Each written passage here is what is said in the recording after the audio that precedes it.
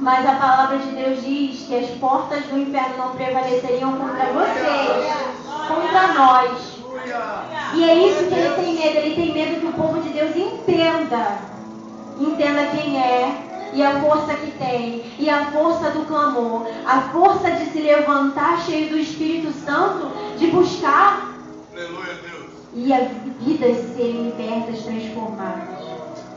Foi isso que Deus nos ungiu, nos salvou para fazer, mandou fazer. E a gente está perdendo tempo, distraindo com coisas pequenas, enquanto vidas estão lá fora precisando. E a gente sendo egoísta, pensando em nós mesmos, pensando na nossa dor, pensando, ai Deus, eu estou sofrendo. Mas o nosso Deus, Ele é que cura a ferida. Ele é o bálsamo. Se formos até Ele pedindo força, Ele é fiel, verdadeiro, Ele vai nos fortalecer, porque somos filhos amados. Filhos amados, Ele não deu o filho dele à toa, não foi um sacrifício em vão. Tem muitas pessoas que não conseguem ver Deus como Pai, mas Deus é Pai, Ele é nosso Pai, Ele é o nosso Senhor.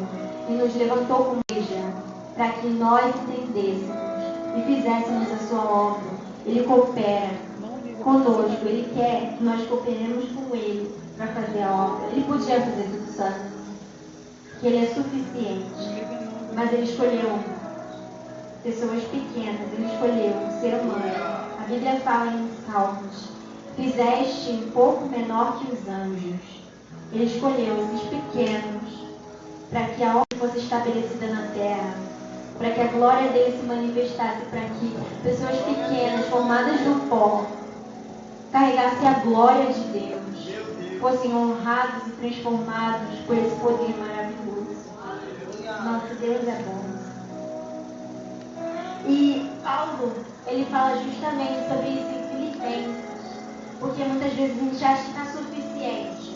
Eu estou ouvindo, eu estou fazendo a obra de Deus. Isso aqui não é exatamente a obra de Deus. Jesus, ele mostrou pra gente o que é a obra de Deus. É ir lá fora e falar como Deus é capaz de transformar, de libertar. A gente precisa crer no que o Senhor diz na palavra dele. Eu tenho vivido coisas maravilhosas só por declarar a palavra de Deus com fé. Há anos, e eu queria abrir isso para falar para os irmãos. Há anos a minha mãe ora pelo meu pai.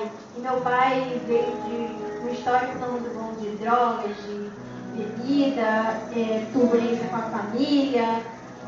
Tudo isso, tudo que é para dar errado. Julgamentos, apontamentos, diminuíam ele, humilhavam, todo tipo de coisa que faz o diabo endurecer o coração da pessoa, faz a pessoa se tornar revoltada, dura.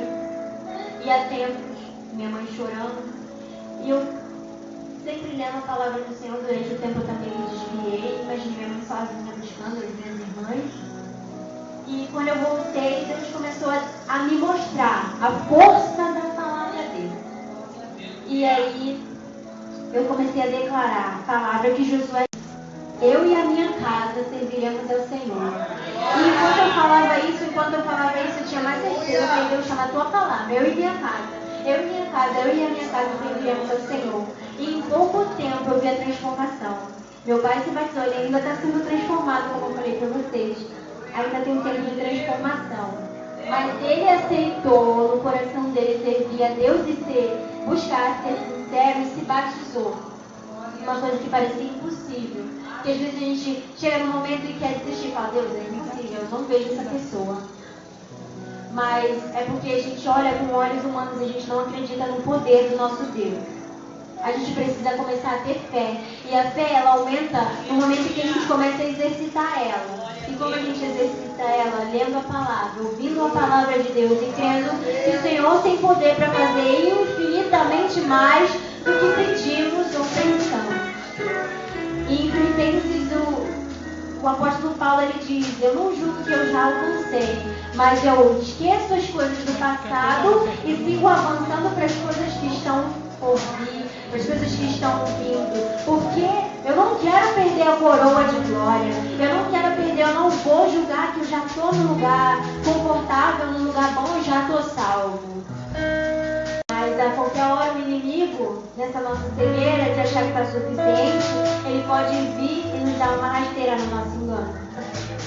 E aí é triste, porque a gente começa a criar revolta no nosso coração. Então que os irmãos saibam, a gente ainda não alcançou, porque Jesus não voltou, mas que a gente continue esquecendo as coisas do passado, vivendo uma nova vida, sendo novos em Cristo, para vivermos coisas novas, continuarmos avançando e crescendo. É necessário que a gente cresça, é necessário que a gente permaneça em Deus, para que a nossa folha não seque, para que a gente não seja infrutífero e assim Deus corte a gente e lance a gente no fogo. Então que a palavra de Deus permaneça no coração e entre no coração de vocês, acima de vocês entendam. Não é com sabedoria humana, não é com eloquência humana, não é com coisas que vêm do homem, mas é o Espírito Santo de Deus. Porque só eu sei como é a minha personalidade, como eu sou. Não, eu acho que eu não conheço pessoa mais medrosa que eu. Mas olha só onde Deus me colocou. Olha só o que Deus está fazendo. Colocando eu diante da igreja dele, da igreja amada dele, para dar uma mensagem. Então que os irmãos não se privem da graça de Deus, não se excluam da graça de Deus, porque o Senhor usa quem quer. Ele não usa pelo que você tem, ele usa pelo aquilo que você não tem, porque ele que capacita.